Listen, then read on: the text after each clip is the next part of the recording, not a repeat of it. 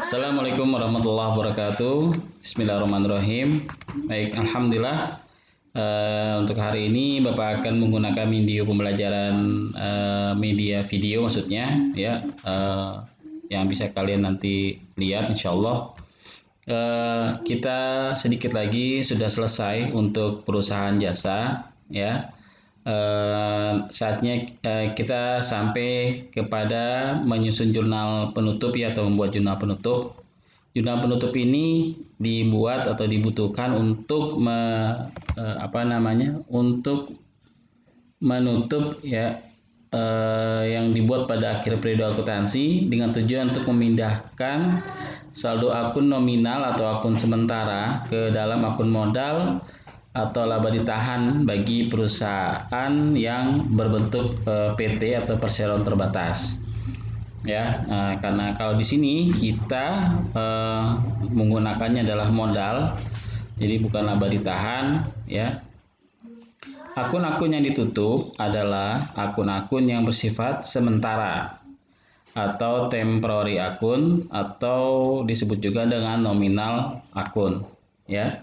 Nah, apa saja akun yang bersifat sementara atau nominal akun bisa kalian lihat di laporan laba rugi, yaitu akun-akun yang berhubungan dengan pendapatan, lalu beban, dan laba di prive atau pengambilan pribadi yang ada di perubahan ekuitas, atau kalau dia bentuknya PT biasanya dividen ya, pembagian dividen. Nah, itu yang akan kita tutup. Kita akan tutupnya ke modal ya. Kalau dia laba, maka dia akan menambah modal. Tapi apabila dia rugi, maka akan mengurangi modal. Ini sudah Bapak buatkan akun-akunnya. Sudah Bapak buat jurnal penutupnya, yaitu pendapatan jasa, pendapatan sewa, pendapatan bunga. Kalian bisa lihat di laba rugi ini ya. 1 di sini, 2 di sini.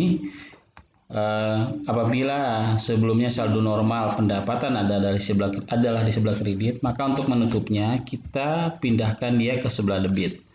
Maka di sebelah kreditnya adalah akun ikhtisar laba rugi. Kita totalkan keseluruhan pendapatan ini, kita masukkan ke ikhtisar laba rugi.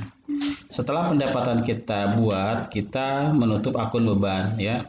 Kita lihat lagi di laporan laba rugi atau di neraca lajur. Semua akun beban jangan sampai ada yang tertinggal ya, itu kita pindahkan. Sama dengan perlakuan pendapatan. Kalau beban biasanya saldo normalnya ada di sebelah debit ya. Maka untuk menutupnya kita pindahkan dia di sebelah kredit. Jadi kebalikannya dari pendapatan. Maka akun ikhtisar laba ruginya adanya di debit.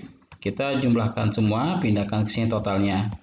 Apabila sudah, maka selisih antara pendapatan dan beban, kalau lebih besar dari pendapatan lebih besar dari beban, maka perusahaan tersebut ya, atau usaha tersebut mengalami laba ya. Kebalikannya, bila pendapatannya lebih kecil daripada beban, maka dia mengalami kerugian.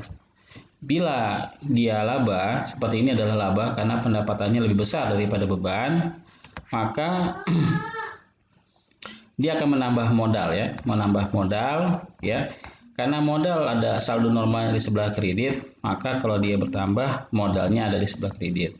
Apabila rugi, maka tinggal dibalik saja, modalnya ada di sebelah debit, ikhtisar laba ruginya ada di sebelah kredit. Ya, angka 306 tinggal kalian kurangkan antara ini dan 880 ya, dengan 573 sekian ini. Dapat 306, dan setelah itu jangan lupa juga kita tutup prive atau pengambilan pribadi ya. Kita pindahkan ke akun modal ya. Akun modal mengalami kekurangan ya karena ada pengambilan pribadi, maka kalau berkurang maka di sebelah debit ya. Modal, jangan lupa modal dan hutang mempunyai letak yang sama, yaitu di sebelah kredit untuk saldo normalnya. Makanya tadi kalau laba modalnya ada di sebelah kredit karena dia akan bertambah ya. Oke. Kemudian kalau modalnya berkurang maka dia ada sebelah debit. Kita jumlahkan, maka sudah selesailah akun-akun yang sifatnya sementara untuk di periode tersebut sudah kita tutup ya. Dengan kata lain sudah kita nolkan akun tersebut ya. Setelah kita tutup, maka kita buat neraca saldo setelah penutupan.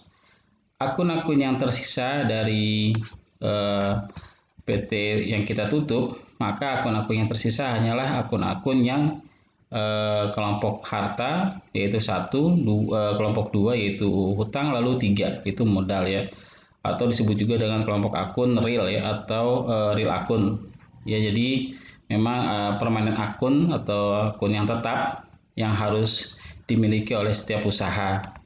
Kita tinggal pindahkan bentuknya seperti ini. Ref-nya kita hilangkan aja.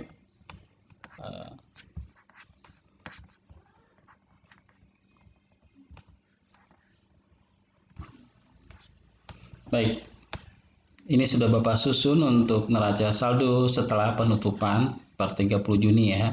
Sesuai dengan soal periode di soalnya ya.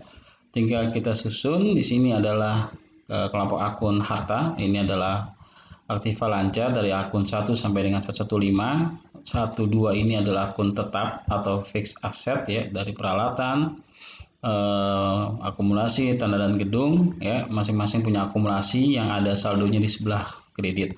Utang dagang ya, dan jangan lupa price sudah tidak ada lagi, yang ada adalah modal munawar sesuai laporan perubahan ekuitas ya, atau neraca, yaitu modalnya adalah sudah menjadi 1.801.780. Sebelumnya kan 1.500.000, 1,5 miliar, tapi sudah menjadi 1,8. Itulah yang kita gunakan di angka sini ya, di angka neraca saldo setelah penutupan. Nah, maka jumlahnya akan balance ya. Sebetulnya untuk perlakuan ini juga harus dirubah di buku besar masing-masing akun ya.